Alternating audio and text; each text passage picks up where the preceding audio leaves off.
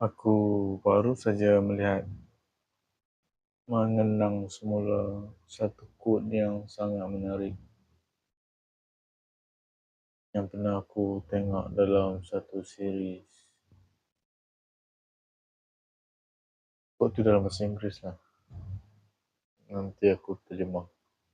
Aku sebut dulu dalam bahasa Inggeris. Kata-kata tu dia berbunyi macam ni. Love is a debt of duty. And sometimes duty is the debt of love.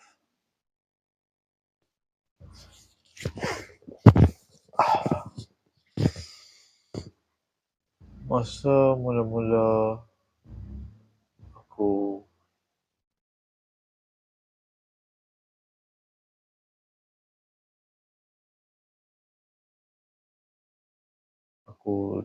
dengar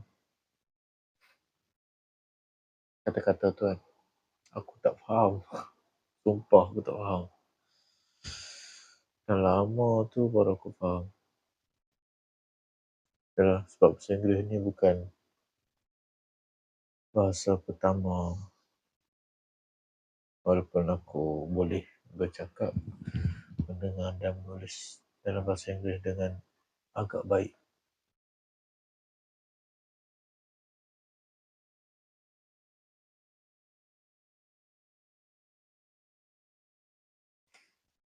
Maksud dia, love is a debt of duty.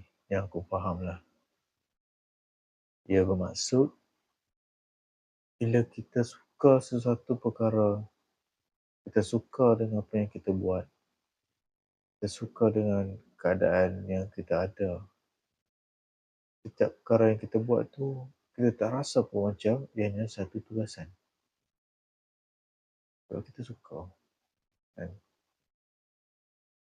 Dalam hidup ni, kalau kita nak jealous, kita nak cemburu, kita cemburulah dengan orang yang boleh menyukai apa yang dia buat,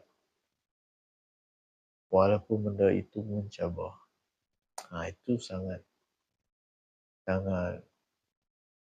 susah untuk sesetengah orang buat. Termasuk aku. Itu untuk yang pertama lah.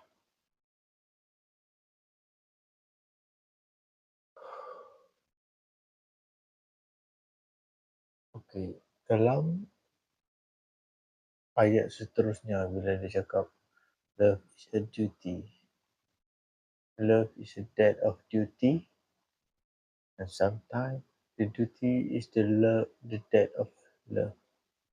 Okay, aku nak cerita sebelum tu. Dia bagi tahu sebenarnya apa-apa tugasan tu sangat mudah nak dilakukan apabila kita tidak mempunyai sebarang stake ataupun sebarang risiko.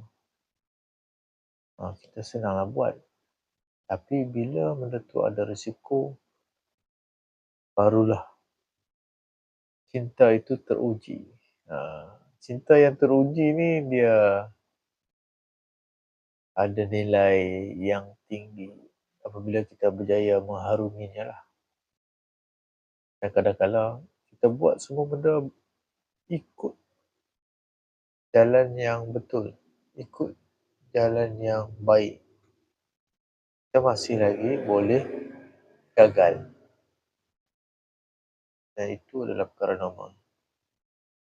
Kemudian masuk kata-kata yang kedua pula, iaitu sometimes duty is the debt of a love. Ini sangat mencabarlah untuk diterangkan bagi aku.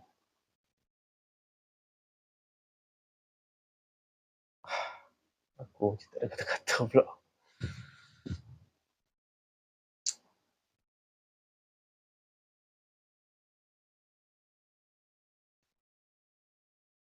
Okay. Aku bagi contoh lah. Macam aku ni, Aku boleh bagi contoh pada diri sendirilah. Sebab itulah yang berlaku pada aku. Aku nak naikkan supaya aku nak naikkan ketinggian ni supaya tak nampak poyo sangat. Oops. Oops. Okay. Oh, tak poyo kan. Aku perasan mata aku agak poyo.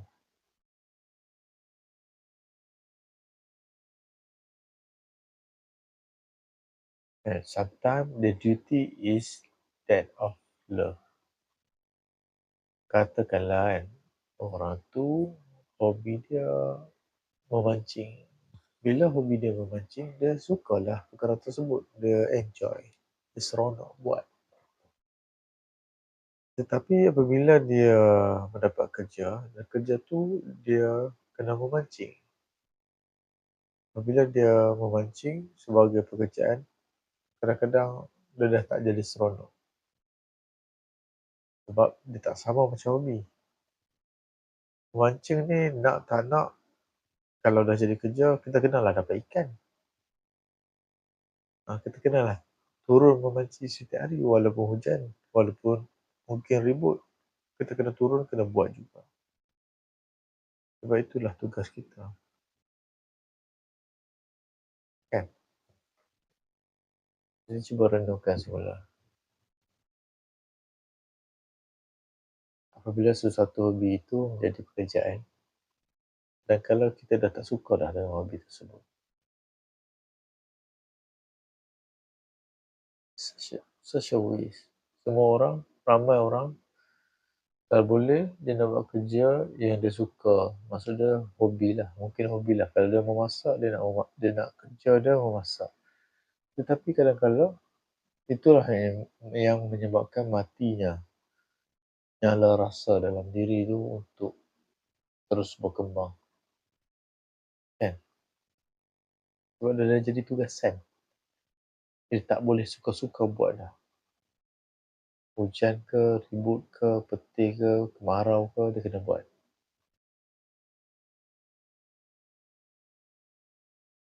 Dan aku tu baca juga dalam satu buku. Buku ke dekat TikTok, aku tak pastilah. Tapi ada satu kata-kata ni, dia kata apabila seseorang tu kan, apabila ada dua orang diletakkan dalam situasi yang sama, contoh dua orang mendaki gunung. Orang yang mendaki gunung yang pertama dia kata aku sangat letih lah mendaki gunung ni. Tak ada apa kan. Itu orang pertama. Orang yang kedua pula, dia mendaki gunung juga, sama-sama mendaki dan dia enjoy. Tu seronok mendaki gunung ini lah. Pemandangan yang paling cantik dia pernah tengok. Udara yang segar. Dua-dua berada dalam situasi yang sama. Tetapi mempunyai perspektif yang berbeza. Dan apa yang membezakannya adalah salah satunya adalah mindset kita. Bagaimana kita melihat sesuatu perkara tersebut. Dan sangat susah untuk kita berfikiran positif, bersangka baik apabila semua yang kita buat tak jadi. Ada saja halangan. Jadi, renung-renungkanlah. Sekarang kita tak suka dengan apa yang kita buat, ataupun kita suka dengan apa yang kita buat. Kalau kita suka, kita bersyukur sebab kita diberi peluang. Kalau kita tak suka pun, kita bersyukur sebab satu hari nanti kita akan keluar daripada situasi tersebut. Dan kita bersyukur kita akan belajar banyak perkara baru. Dan kita akan menjadi lebih dewasa. Setakat ini itu sajalah falsafah untuk malam ini. Semoga ia boleh menjadi satu kebaikan lah untuk kita. Kan? Bye. Assalamualaikum.